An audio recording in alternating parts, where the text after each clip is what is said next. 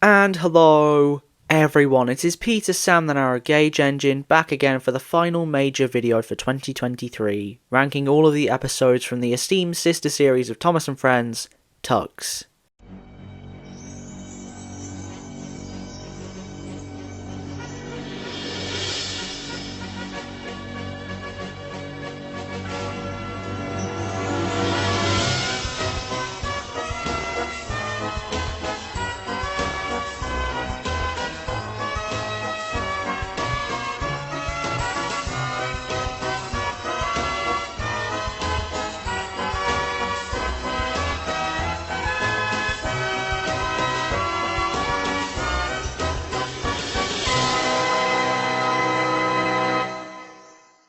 For the few out there that don't know, allow me to fill you in on what this show is. David Mitton, the director of Thomas, took a load of the crew involved with the show to help him make a show about sentient tugboats that work in a harbour.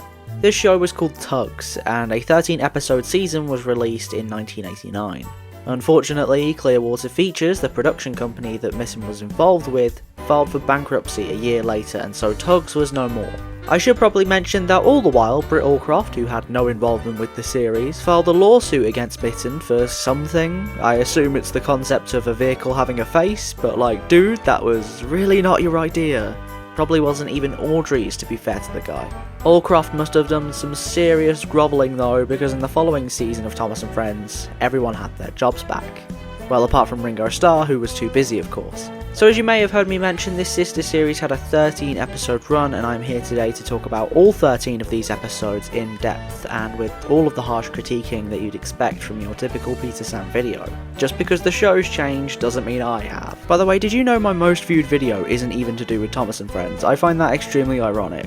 Anyway, enough rambling, and let's start with the worst TUGS episode. And whilst none of them are awful, I believe there are flawed ones, and the most flawed of that bunch is...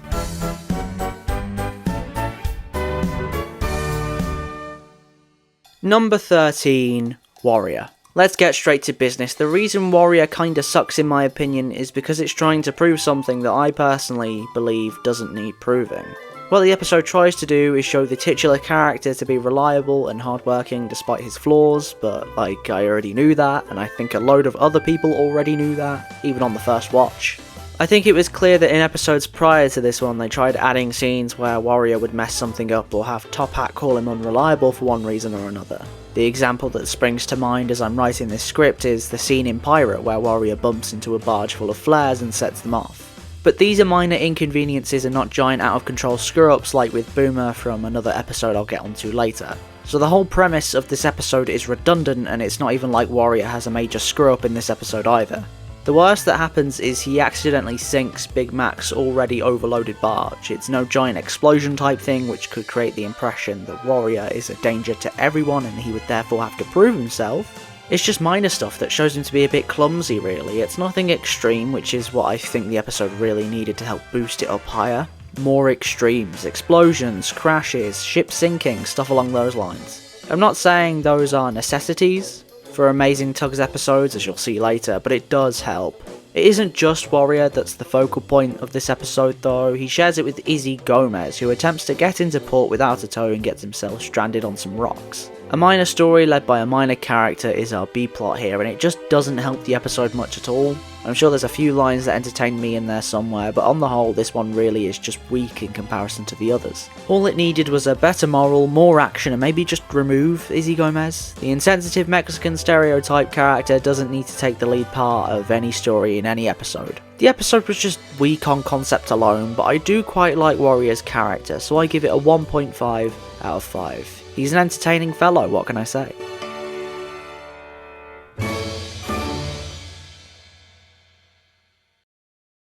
Number 12, Upriver. This may have surprised a few of you, as Upriver is definitely seen as more of a mid-tier episode, but I'd argue it's the most forgettable episode of TUGS, and that's really bad for a show that has the high points that it does. For me, this one fails to capture the intensity and suspense that previous TUGS episodes did beautifully.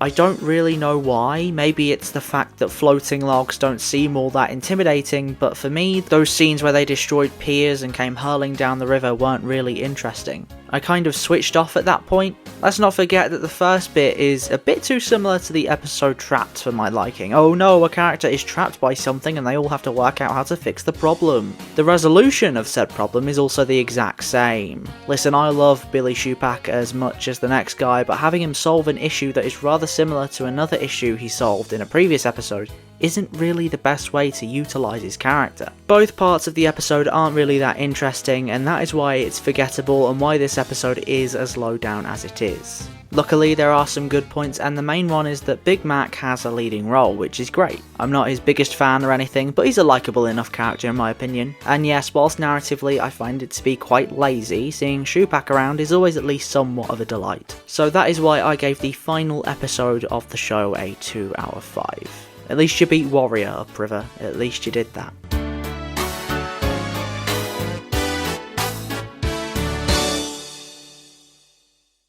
Number 11, Quarantine.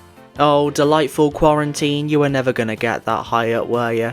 This is a very OJ focused episode with his engine playing up and 2 scrapping tugs wanting to take him away. It's a decent concept that I feel was done well on execution, but because it's placed within the concept of this quarantining plot that has no real purpose, it just feels rather dull and uninteresting. I feel like they should have either taken the quarantine plot in another direction and actually done something with it. Maybe a ship that's still under quarantine sneaks into port, causing all of the tugs to be quarantined, except for like 1 or 2 that were working upriver or something. Instead, what we got was a simple tale of Zoran being Zoran and then getting his comeuppance due to his own stupidity. That doesn't really feel creative to me and is definitely a very basic way to take things with this series. Aside from that, I don't really have a lot to comment on. Quarantine is just one of those episodes that's too basic to give too much criticism, but you can't really find anything to praise about it either. It's probably the episode that I have the least to say on, and that is why I'm giving it a 2.5 out of 5. It's fine and rather unmemorable, but a bit flawed at the end of the day.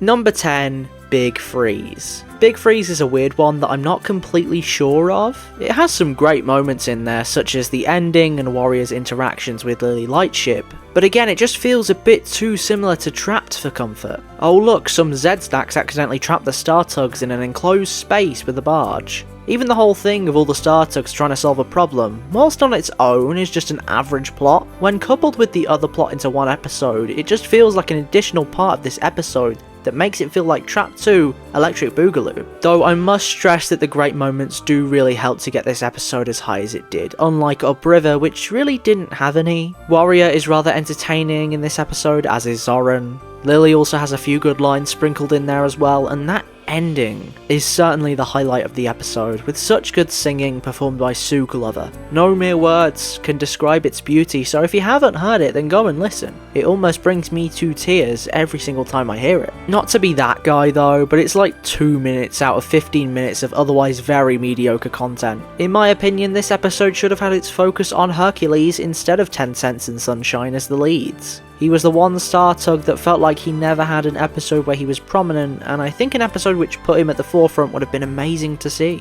I think this episode should have been the one to have him as the protagonist, as he was the one that had to bring the Princess Alice in, and I think the frosty weather would have provided some interesting obstacles for him to overcome. All in all, Big Freeze is just a bit of a swing and a miss for me. There were glimmers of potential, a few amusing interactions, but it just felt rather similar to what came before, so that's why I've given it a 2.5 out of 5, and I'm putting it as number 10 on my list.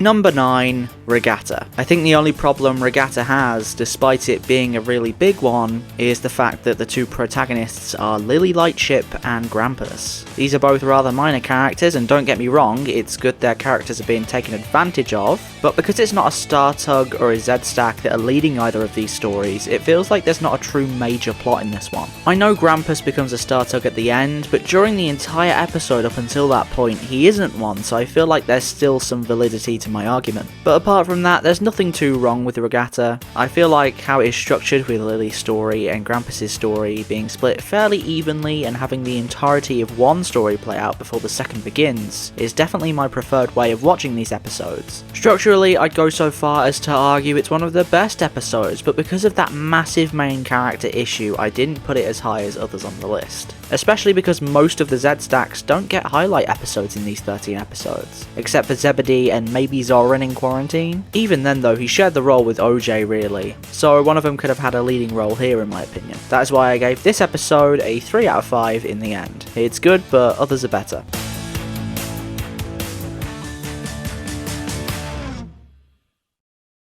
Number 8, Pirate. My main thing against Pirate is I hate the liar revealed trope, and this episode revels in it. The previous episode did this too, but I think the fact that it's not solely where it was focused means my annoyance at the plot was far less. I think the narrative as a whole is okay, but it's just the plot itself that gives me the ick. Speaking of the narrative, a few little things confuse me in there, mainly with the plan Captain Star and Captain Zorro hatched to catch the thief. Why wouldn't you pair up one Star Tug and one Z stack? This could be corporate espionage, and you could lose your business here. I think this is something that Victor Tanzig's adaptation of this episode for his series did better with.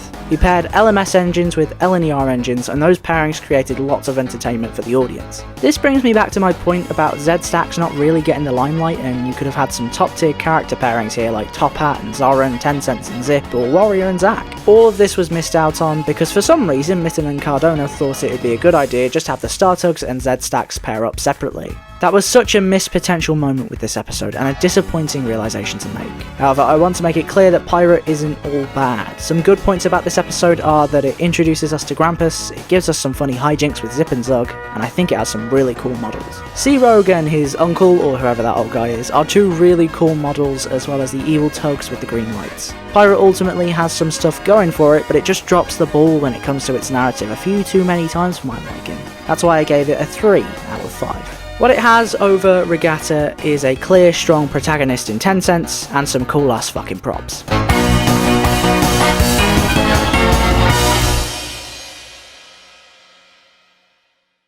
Number 7, Jinxed. Jinxed is a charming little tale that follows Boomer, a tug that is jinxed with misfortune wherever he goes. Tencent and Sunshine try to solve his jinx until finally Captain Star comes up with a solution. Boomer is definitely a relatable character, but I think there comes a certain point where you just stop feeling pity for the guy because that's all his character is really. Just him being miserable. I get that's the point, but give us something else, an ambition he has, something he likes that isn't the sweet release of death. The guy's also Irish, which is rather ironic when you think about how unfortunate he is. The narrative is also rather odd, it doesn't really make sense for me. When Sunshine says Tencent's horn is the cause of the jinx, Boomer says it isn't, because he's had the jinx since before he met Tencent. Yet despite that, the narrative carries on, treating Boomer's jinx like Tencent's is the cause. What's all that about? It's just a bit confusing, and that definitely comes from the narrative being brought down to 15 minutes, which I'm sure meant a few of the most important parts had to be cut, which undoubtedly sucks. There are good parts to this episode though, and quite a few of them.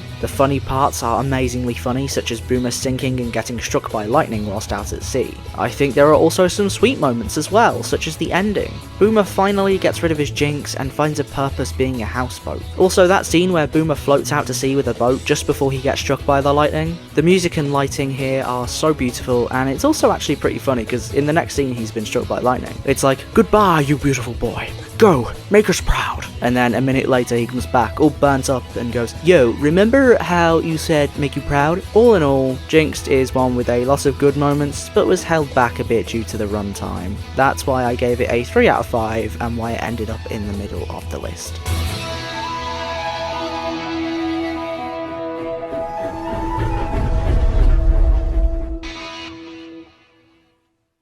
Number 6, Sunshine. Now look, I understand some of you may be scratching your heads as to why Sunshine is this high up on the list, but let me tell you, as first episodes go, this is one of the best examples I've seen in ages. It shows off everything, whether in glimpses or something more prominent. By the end we get to know all of the Star Tugs, even if just a little bit, as well as some of the secondary and even tertiary characters. Yes, we do get a liar revealed trope again like with Pirate, but because it's the first episode and because it's the first use of that that kind of story in this series, I'll let them off. Other things of note that we get is the nighttime sequence where Tencent looks for sunshine, as well as some funny dialogue between Top Hat and the other Star Tugs. I think the only things this episode doesn't show off are the winter aesthetic, the river sets, and the explosions, which I like to think was the ace in the crew's sleeve, if you will. Basically what I'm trying to say is this episode does a lot, and in my opinion does it very well. Another thing I really commend this episode for is its pacing, as we never spend too long in one scene, but the scenes don't feel that quick either. I think it hits the perfect medium that not many episodes in any show manage, and for the first episode, that's quite impressive.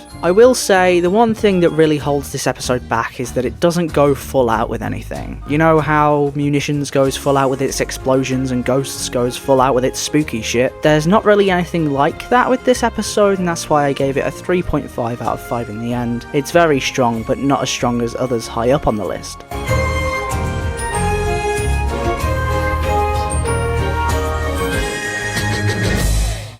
Now we have reached the top 5, the best of the best, the elite tier of TUGS episodes. Now, can I remind you that if you haven't subscribed to me yet, I'd like to encourage you to do so. That way I can make more videos like these that you all enjoy. Thank you all for making it this far in, and now we shall continue with number 5, Trapped. This episode does a lot and does it all well in my opinion. One of the most notable aspects is its comedy. We get introduced to one of my favourite characters, Billy Shupak, who brings a lot of funny moments. As well as this, we probably get my favourite moment of the entire show, that being Top Hat peering over the top of the Lodge ship and saying his iconic line, "Oh, I say hello!" It tickles me every time. As well as this, I like the style of the plot they go for, as it's an earlier episode, it allows for some great interactions and moments between most of the Star Tugs. Having Zug involved to try and help them remove the ship too is a nice addition, although a bit glossed over for me. I think more moments with the Z stack may have made it a bit more enjoyable and have a stronger message of sometimes you have to put your fuse aside to be able to work towards a common goal. Despite it lacking in that area though, it doesn't take away from that great ending where Zoran gets his comeuppance in the form of getting trapped himself. It's satisfying, funny, and even makes Zug more likeable in the process. The little fella probably needs it after looking like an absolute idiot in the previous episode. A few other things I want to quickly mention are its music, as that theme that plays as all the tugs sail out the hole made by the explosion is such a memorable one that sticks with me. I also want to mention the location change, as we haven't really ventured outside the confines of Big City Port much before this. This is the first proper other location we've seen in the show, and what a location it is. The beautiful countryside is always a breath of fresh air to see for me, even in episodes like Upriver. Again, I couldn't really find much wrong with it really, it just fell a bit short where other episodes were really strong. However, it has done rather well, making it to the top 5, but we still have 4 to go, so let's see what's next. Oh, and before I forget, I gave this episode a 3.5 out of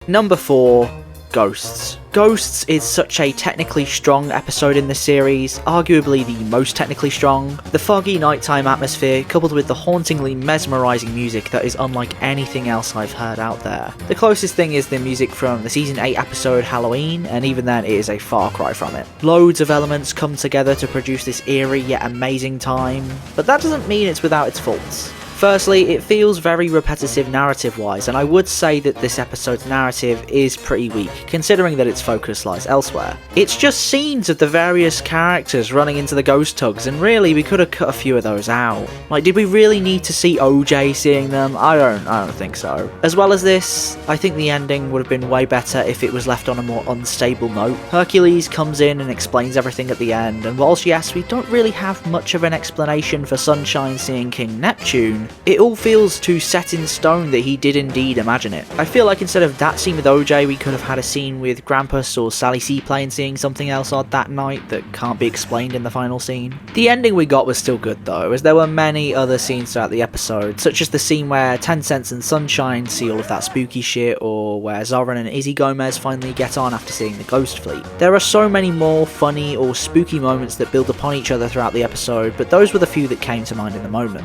I won't lie, I really do care about an episode's narrative. In fact, I think it's the most important thing when it comes to anything, and it was my priority when doing all of the Thomas and Friends season rankings. But with this, I managed to look past that shortcoming and see the other kinds of beauty it had in store for me. What an episode, what a ride. In the end, I settled on a 4 out of 5 because, story aside, the technical proficiency was out of this world. Number 3, High Tide. High Tide does one outstanding thing, and that is it develops Top Hat's character in the best way it could be developed. Throughout the episode, his snooty and rather arrogant persona that we know him for is stripped away and we see what's underneath. That being a caring and brave tug ready to help no matter the cost. I love it when TV shows in general do this, but I think it works insanely well here because this is Top Hat's only real main role within an episode. He's had prominent roles in the past, notably Trapped, but I think many of you will agree when I say this is Top Hat's episode because of how much of an insight we get into his character. And do I even need to mention the amazing set work with the bridge collapsing? It's so entertaining and is one of the most memorable moments from the whole season. I feel like if the train and the rolling stock had a bit more weight to them, it could have been more realistic, but aside from that, it's S tier for me. I cannot stress to you how cool this episode is. This episode is so cool it gives Lord Stinker some more depth and has a kick-ass score. I have no real problems with it. It is a golden episode that many believe to be the best of the series. I, however, know of 2 other episodes that I'd say fit that slot better.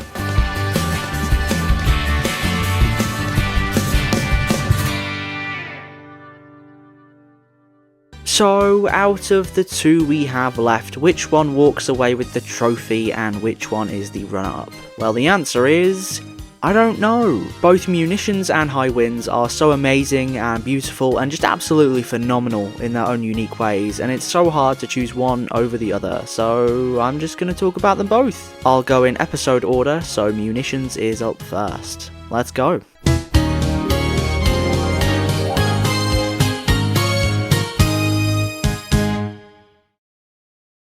Munitions is a phenomenal TUGS episode because of how much effort went into it. We obviously know the episode for its giant explosions and fiery set work, but it's also a great look into the very structure of the show.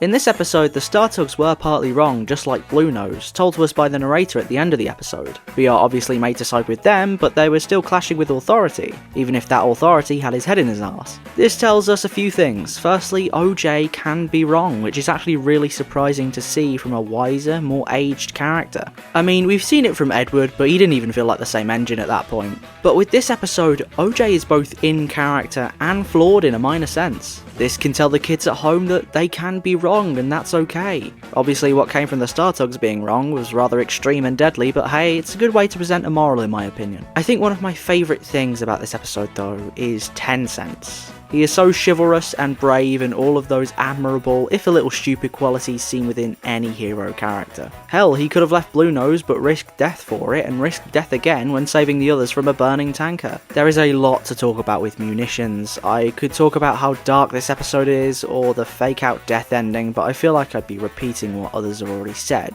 And I'm sure you don't want me saying the same old shit that everyone else has heard, so I'll just move on to talk about the other episode that this one is tied with.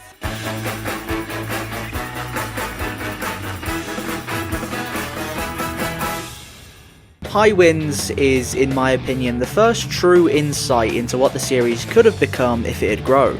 We get a look at the way that Zebedee works, the first ever episode to place a Z-Stack as a main character, and I absolutely love it. I'm surprised that more episodes didn't do this, because you actually come to feel sympathy for the poor guy, as he really is the outcast of his group. He's a more considerate and generally likeable bastard than the mafia bosses he has to work with. Despite that though, when it comes to the end of the episode and when 10 Cents offers Zebedee a place with the Star Tugs, he turns it down. The loyalty he has is admirable, even if it is to a crook.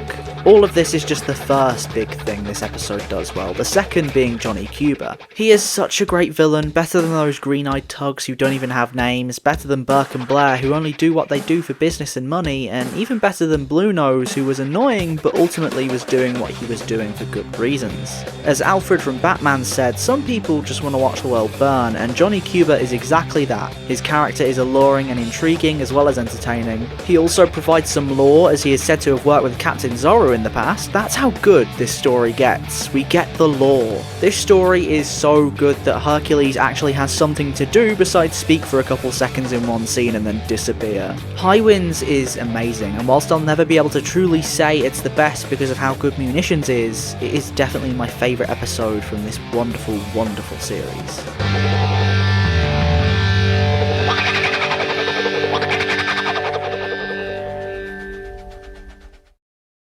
So that was TUGS. This series was like nothing I'd ever really seen before. Even Thomas and Friends wasn't that close to it really, and it was so entertaining to watch all of the witty humour, satisfying payout and general feel-good moments that the whole thing had to offer. It's a beautiful thing, and whilst I'm sad that we never got more, I'm kind of glad that, unlike Thomas, it didn't get tainted by the corporations and turned into some sort of idiotic, mindless kids show. Oh wait, Theodore Tugboat. My bad. Well, at least none of these guys were transformed into that. 10 Cents, Warrior, Top Hat, and all of the other Tugs in Big City Port will forever be preserved and remembered in these 13 amazing episodes. And so long as we never forget, the legacy that this whole thing holds will never ever die. I've been Peter Sam, you've been you, and why don't I just end this the way it should end, eh? Oh, he really is lovely.